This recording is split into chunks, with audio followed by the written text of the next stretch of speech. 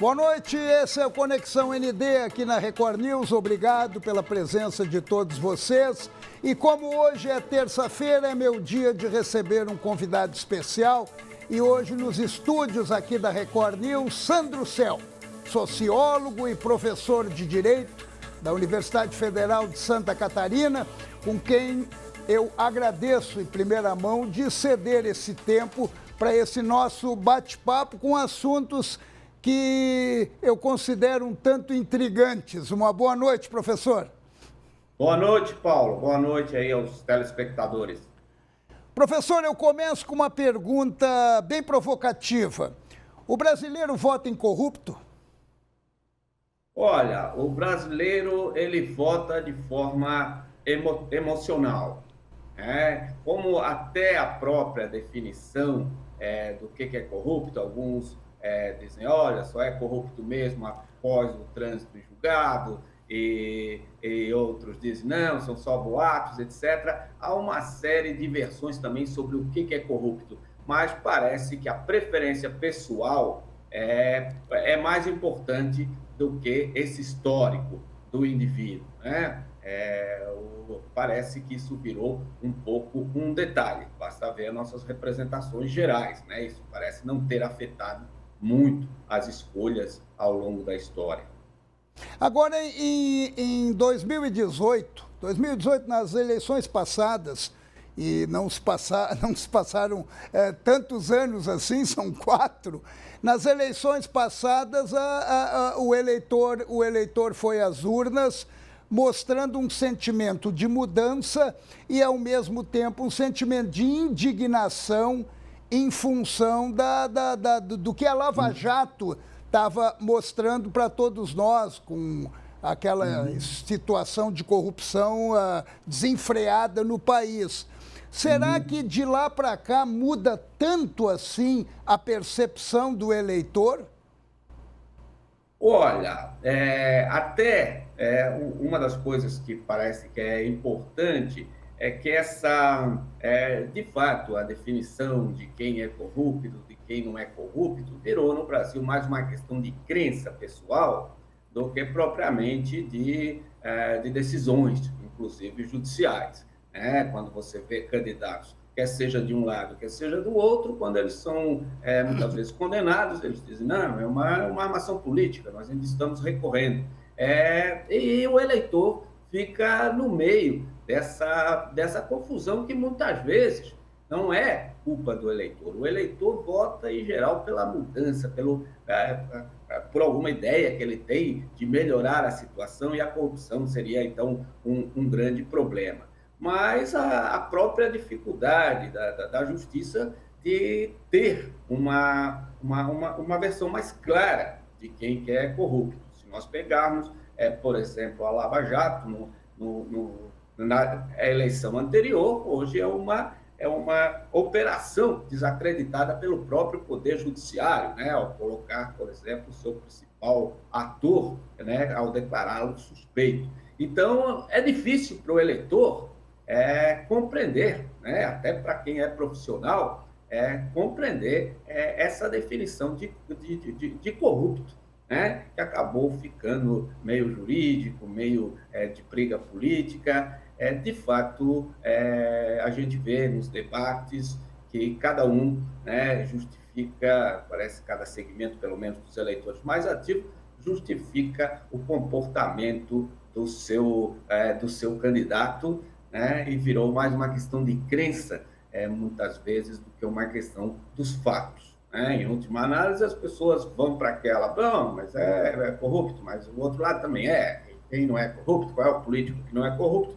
E essa generalização, sem dúvida, é um dos nossos grandes problemas, porque essa beneficia justamente o sujeito que é corrupto, né? A partir do momento em que eu digo, olha, se todos são corruptos, esse não pode ser o critério para eu eleger. E isso é muito defendido por candidatos quando eles são atacados de qualquer matiz durante os debates.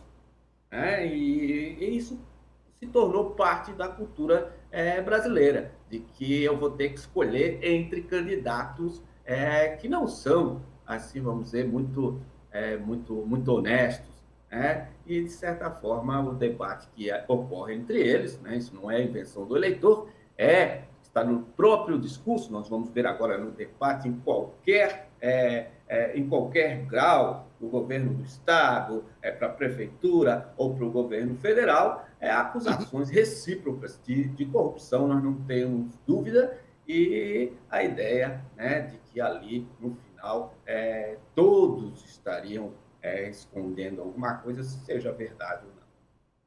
Professor, até pegando de gancho o que o senhor me falou agora, eu fico me imaginando, então, agora em outubro, na hora em frente à urna, a tendência é uma eleição polarizada entre Lula e Bolsonaro. Apesar de que estamos em plenas conversações para a formação de federações, união de vários partidos, tentativa de novos nomes sendo apresentados, mas até aqui é Lula e Bolsonaro. Daí você tem, de um lado, o ogro, o negacionista, o longe da liturgia do cargo, e do outro lado, um condenado em terceira instância, depois ele acaba sendo inocentado por um companheiro, né? Porque o Edson Fachin fez até campanha para Dilma Rousseff. Então, como é que fica a situação de um eleitor? Ele vai optar por um ogro ou ele vai optar por um condenado?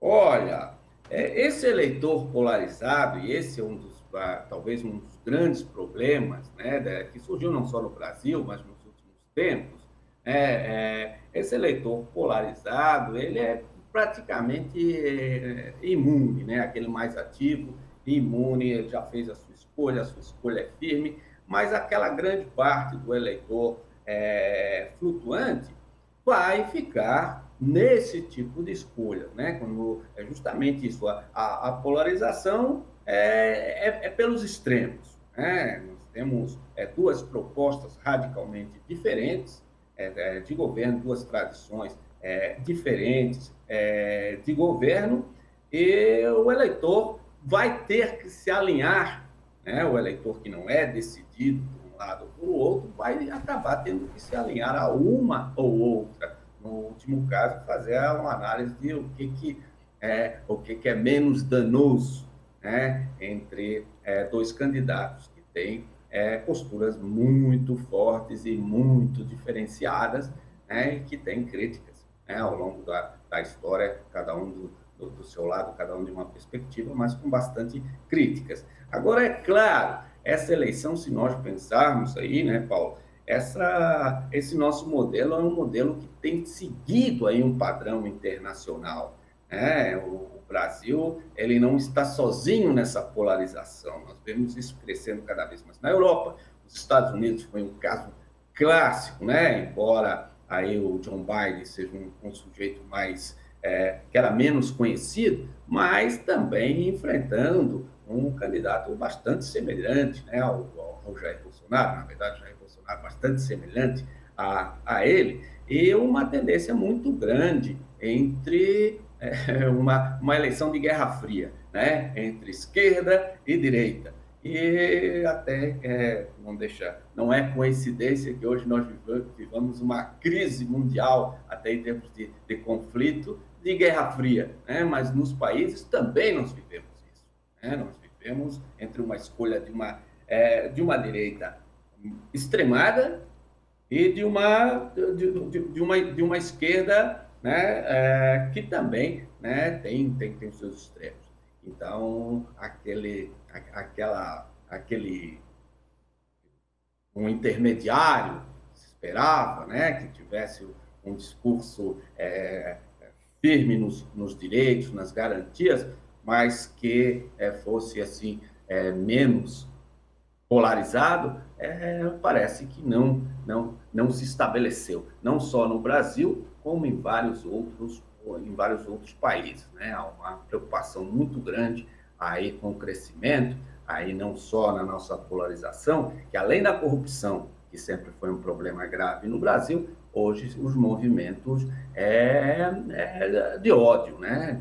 Que nós esperávamos que tivessem diminuído um pouco, né? Por exemplo, o problema que a Europa enfrenta do fascismo, do nazismo, do ressurgimento de grupos que negam o direito dos demais grupos. Esse também é uma coisa que se traz. Então, nós mantemos o problema da corrupção e parece que trazemos outros problemas que nós acreditávamos que tinha uma certa evolução na história. Por exemplo, nós não pensávamos que identidades diferentes, de homossexuais, movimento de mulheres, etc., que de repente fossem tão atacados, né? Fossem tão contrapostos. Mas isso tem ocorrido no Brasil e em vários lugares do mundo, né? Uma tendência aí de polêmica mesmo. Agora, a tendência no momento que nós vamos enfrentar esses dois candidatos, eu digo enfrentar no que se refere ao eleitor flutuante. Sim. Porque o eleitor que está voltado a Bolsonaro não abre mão, e a mesma coisa para o Lula. E tem o eleitor flutuante, que é ele que vai decidir. Como ele decidiu quando o Lula disputou, e como ele decidiu quando o Bolsonaro disputou. Então, eu lhe pergunto o seguinte, vamos ter, de repente, nós vamos sofrer com um processo, com uma maior abstenção e votos brancos e nulos, de repente? Porque já teve elevado em 2018. Sem dúvida, né? Eram dois candidatos que apresentavam uma rejeição. Em geral, isso é bastante comum, né? Candidatos polarizados, com muita votação, né? Eles também têm rejeição alta, porque quem é convencido por eles eles, né? Não flutua. E, então, nós podemos ter esses elementos, mas, é claro, outros elementos também vão ser levados em consideração. Uma das coisas que se tem notado que veio desde o início aí das redes sociais, que elas tomaram aí à frente, foi um maior público discutindo política, discutindo assuntos públicos, né? Então, hoje o eleitor ele é um pouco...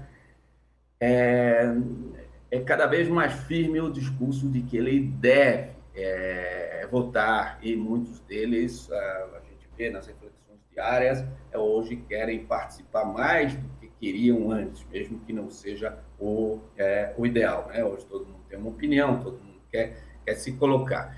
Mas há esse risco, justamente, né, que é o que parece que os partidos tentam minimizar. Por exemplo, Lula escolhendo o Alckmin, né? O Alckmin sempre foi considerado um sujeito muito apagado, no sentido de muito pouco definido, né? Então, né, dando tentando, quem sabe, pegar votos aí, né, desse pessoal que não votaria no Lula, mas também não votaria no Bolsonaro, né? E o Bolsonaro ainda, nos movimentos que pelo menos aponta, parece que vai insistir numa chapa mais pura, né? Dentro naquele sentido de que quem vota em Bolsonaro votaria também no vice dele, o que é diferente aí numa chapa Lula e Alckmin, né? Quem vota no Alckmin, em geral, não votaria no Lula, quem vota no Lula, em geral, não votaria no Alckmin, e talvez uma tentativa de evitar o problema que teve, talvez, com Haddad e Manuela, né? Que também eram duas pessoas que representavam um perfil único, né? Que era, na última eleição, nós tínhamos isso, né? Nós tínhamos Haddad e Manuela, um perfil mais ou menos puro de esquerda, e nós tínhamos um perfil puro de Bolsonaro, né? Forte tradição no meio militar, etc. Então, aí mesmo o eleitor não tinha por onde sair. Talvez essa tentativa aí, né, do PT, que talvez, né, o Bolsonaro também depois repense, mas seja uma ideia de não cair, né, de dar algum alento para esse eleitor que não queria aquela versão mais extremada, né?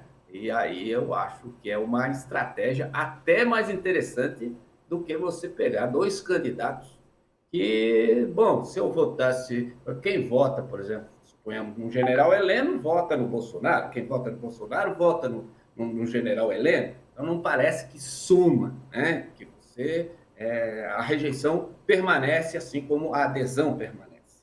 Então, acho que esse é um grande desafio. O que pegar, né, na sua pergunta inicial, como pegar esse eleitor, como atrair esse eleitor que não partilha dessa visão polarizada, que é representado bem aí pelos dois principais candidatos. Agora, é importante notar, Paulo, né, como você também vem trabalhando, como a terceira via, a chamada terceira via, que seria um candidato fora desses extremos, não emplaca. Né? Você tem votações, intenções de voto muito pequenas, até para o peso de quem são essas pessoas. Né? Você tem o Sérgio Moro, você tem o Dória, você tem isso, esses candidatos que se apresentariam mais, olha, não estou nem aqui nem ali, o eleitor também não quer. Né? Parece que é um movimento bastante interessante que nós estamos vivendo. Né? Um momento de polarização em que ficamos aí nesse ponto semelhante até, né? Com as devidas alterações, com as devidas mudanças, mas até com um bipartidarismo ao estilo americano. Né? Ou você é democrata ou você é republicano. E os demais ficam catando outros tipos de voto, pelo menos na eleição majoritária. Né? Então, é algo que nos chama a atenção, né? Como que nós ficamos na nossa sociedade com dois candidatos tão polarizados. Né? Agora eu vou pegar mais uma colocação sua. O senhor colocou agora na nossa conversa a chapa Lula-Alckmin. Como explicar o eleitor, isso que eu não consigo entender, que via Alckmin no palanque chamando Lula de ladrão, dizendo que o Lula queria voltar para a cena do crime, e agora estão se beijando, estão se abraçando e estão indo juntos para uma maratona eleitoral, na tentativa de voltar ao Planalto. Eu considero até um desrespeito com o eleitor.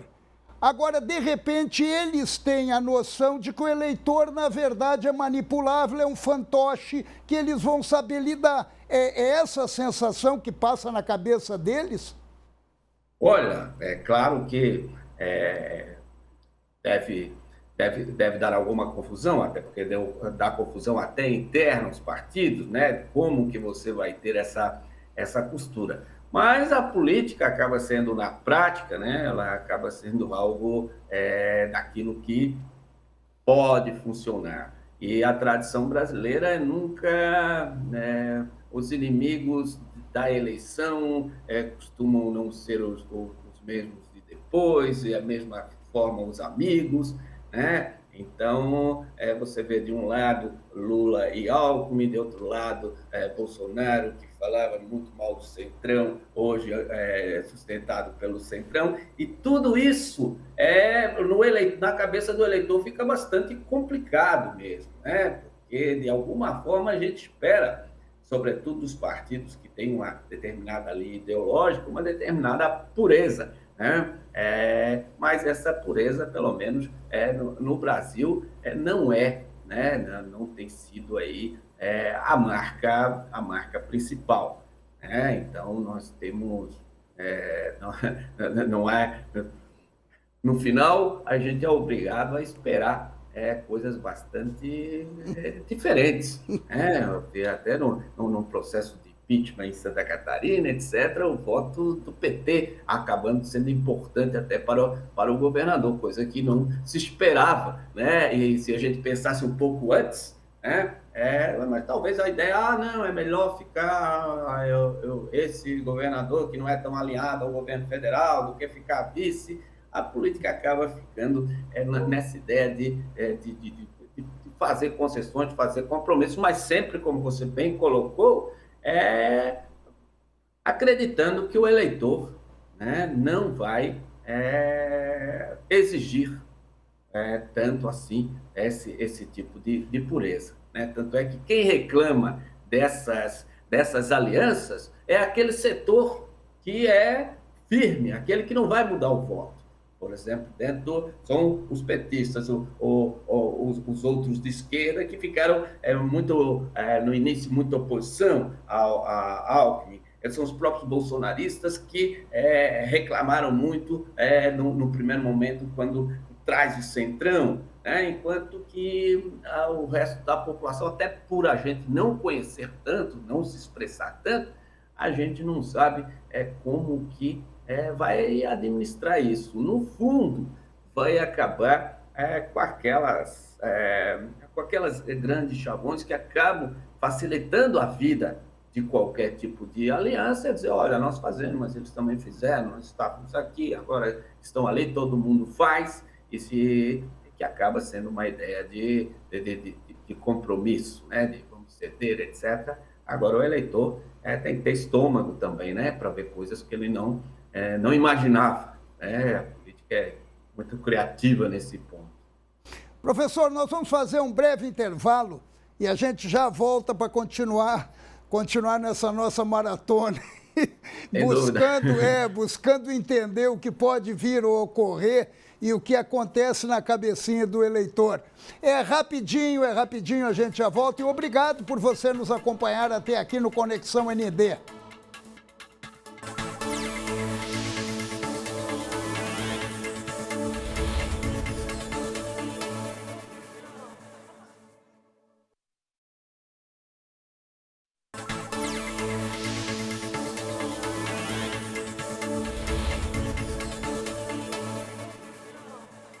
Este é o Conexão ND aqui na Record News. Eu estou recebendo hoje o professor Sandro Cel, sociólogo e professor de Direito da Universidade Federal de Santa Catarina. Professor, aproveitando já a sua cadeira de Direito, como mestre de Direito da Universidade Federal, como é que o senhor vê os movimentos do STF e como é que o senhor leva isso para os seus alunos?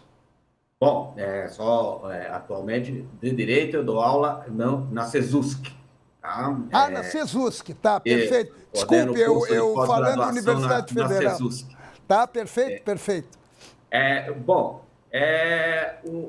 Quando a gente pensa na repartição de poderes, né, a metáfora é como se fosse um jogo de futebol. Né? Nós temos, de um lado, o executivo, temos sendo um time, o legislativo sendo um outro time e o judiciário sendo o árbitro. Então, em princípio, o árbitro não pode ser o principal, ou pelo menos não é esperado ser o principal estrela da partida, né? Agora, ao mesmo tempo, quando que o árbitro aparece muito? Quando os outros não seguem as regras que se esperava que seguissem. Então, de certa forma, é claro que a gente é obrigado quando vai tratar desse assunto, é inegável que nós temos o chamado ativismo judicial, né? De grande forma, isso significando que o judiciário passa a decidir, né? Sobretudo em campos que antes se esperava que fosse prioridade ou exclusividade do legislativo ou do executivo. Mas o poder não deixa vácuo, né?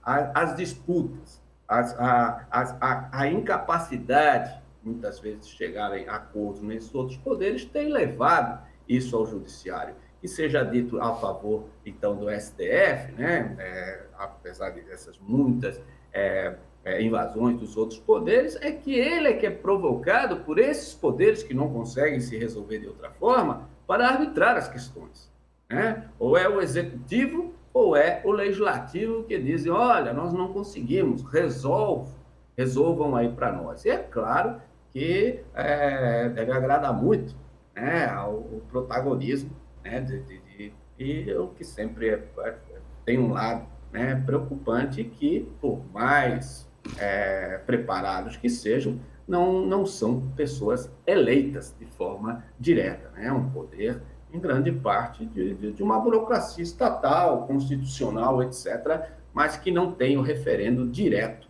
né, do eleitor.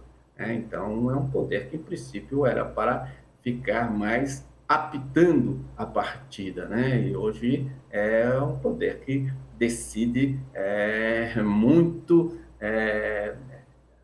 o cotidiano, né?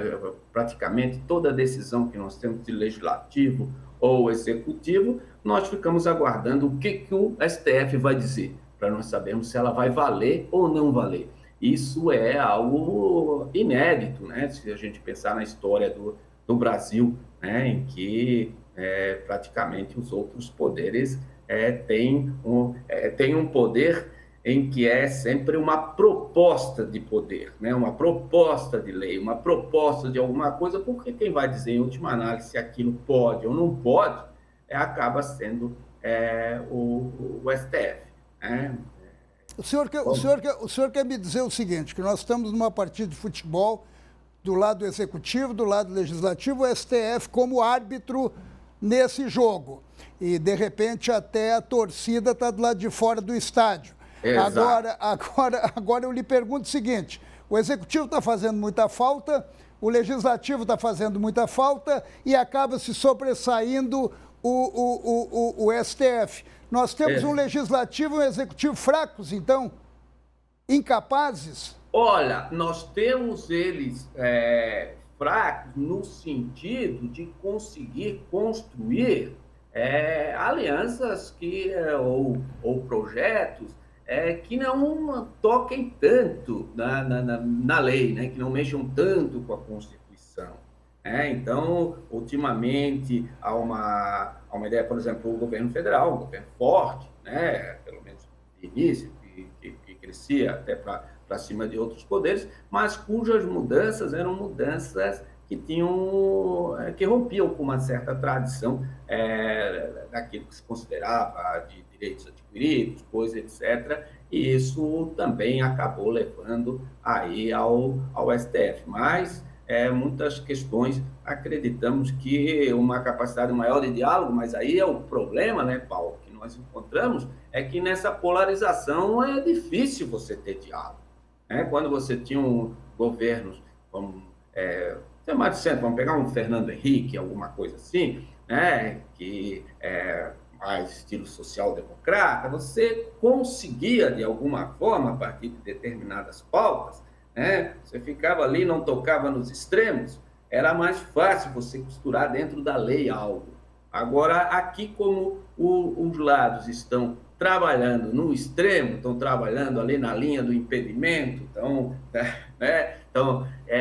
coisas muito específicas, acaba criando esse espaço aí para o judiciário. Agora, também tem que ser apontado que o fato de haver um desafio dos poderes a outro poder também fez o judiciário, que já estava em cena, né? Já não é desse governo que está em cena, mas a partir do momento em que também ele é apontado como supérfluo, que talvez não responda aquilo que os eleitores querem, a partir de que ele começa a ser questionado, há também um movimento no sentido contrário de reafirmação de um poder que é extremamente necessário, os três poderes são extremamente necessários, mas é bastante triste para qualquer analista, né, para nós, etc., nós vemos como aquela ideia de harmonia dos poderes,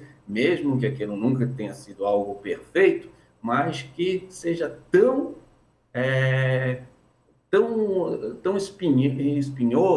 espinhosa nesses últimos tempos, né? A ponto de um poder criticar publicamente o outro, né? Assim, numa ideia que a gente também não esperava abertamente, né? Que ia vir um ministro do STF, ia dizer abertamente que o outro falar mentira, ou ia outro do outro lado, o melhor é fechar vocês, etc. Então, é um momento diferente na nossa história, é um momento que esperamos que essa polarização, esse excesso, pelo menos eu espero, que venham a passar para que as instituições funcionem de uma forma até mais respeitosa, né, para com a gente, para com o eleitor, né, porque a gente fica pensando se o topo está brigando, às vezes de forma muito É muito trivial, parece às vezes, né, uma briga de condomínio. Se lá no topo se está brigando assim,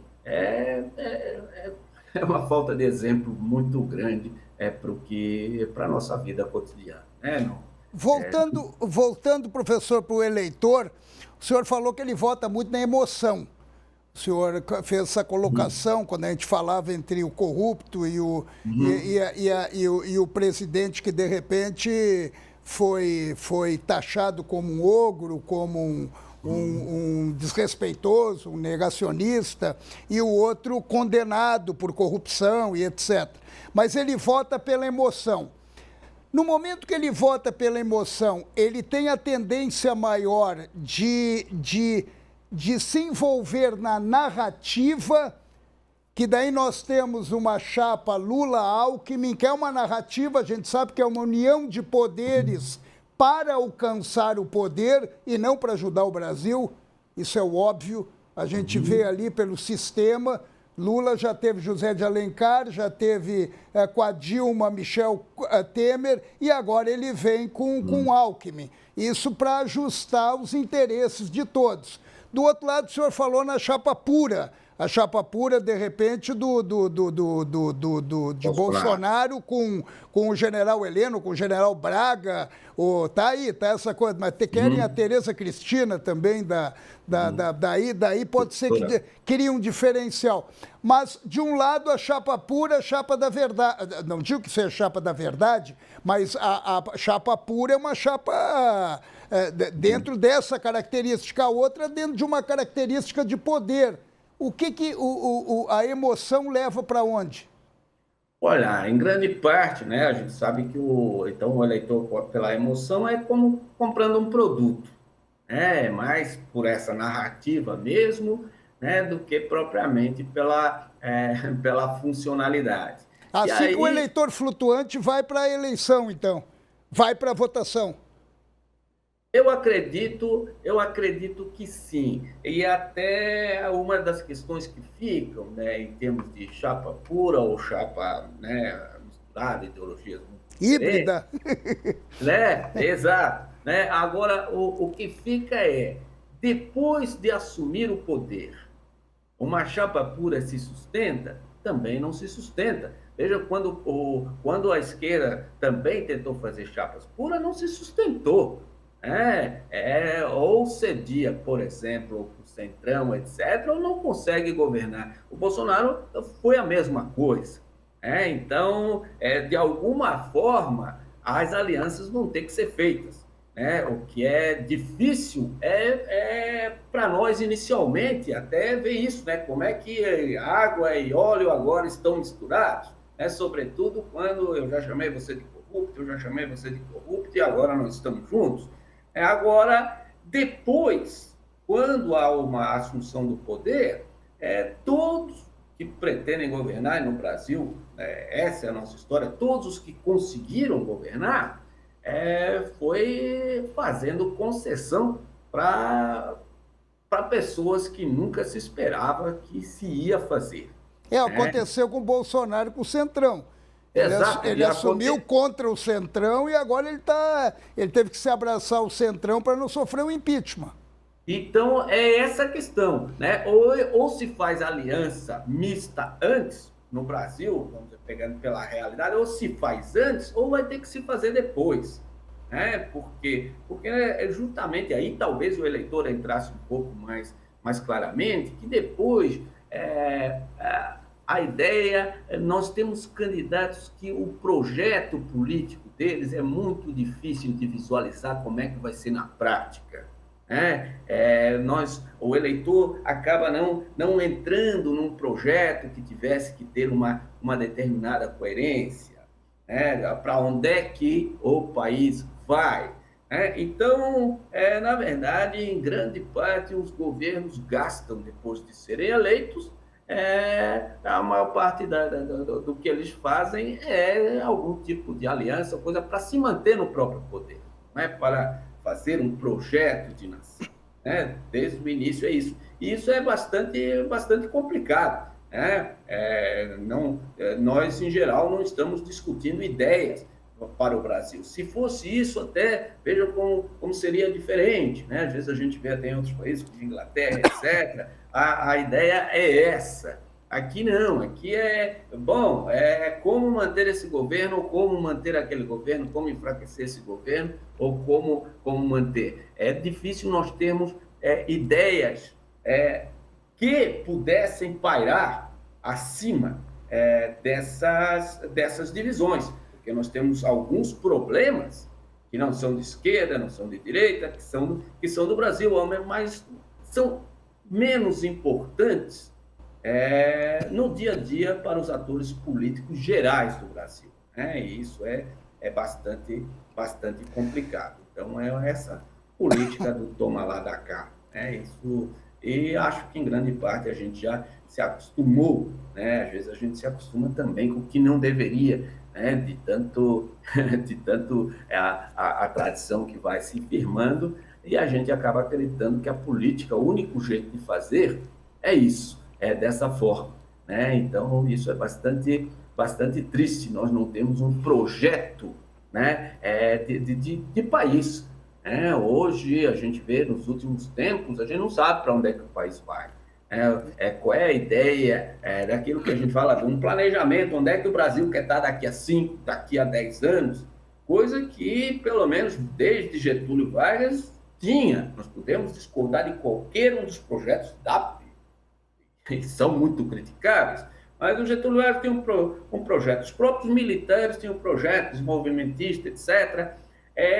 Depois, e esse é um grande problema, nós temos, o mais importante, a democracia, etc., os direitos, mas depois a gente não vê essa ideia de uma perspectiva de onde é que nós vamos botar o Brasil, né? De certa forma, é mais importante manter o governo, seja lá de que lado for, do que ter essa dimensão de como enfrentar os problemas. Então, é muito difícil a gente avançar sem um plano, né? sem um projeto, né? Então, esse é um grande problema do Brasil, e daí talvez, que você bem falou, que facilite as alianças também, porque se não há um projeto firme, por que eu não vou botar você se, afinal de contas, não vai mudar tanto assim, né? Que no final nós vamos ter que fazer concessões. E tudo isso, né, professor, é lamentável e é triste, né? É triste para um país da grandeza que é o Brasil, mas, de repente, os nossos políticos pensam com o umbigo e não pensam para o futuro. Infelizmente, professor, terminou o nosso tempo. Na verdade, até estouramos o nosso tempo. Olha. Eu queria agradecer muito a sua participação. Muito obrigado pelas suas manifestações, pelas suas avaliações. E eu espero em breve a gente voltar a um novo bate-papo. Obrigado e uma boa noite para o senhor. Obrigado, Paulo. Obrigado aos seus telespectadores. E fico aguardando um novo convite. Muito obrigado. E vocês, obrigado por ficarem conosco até aqui no Conexão ND. Terça-feira que vem eu volto. Um beijo e uma boa noite.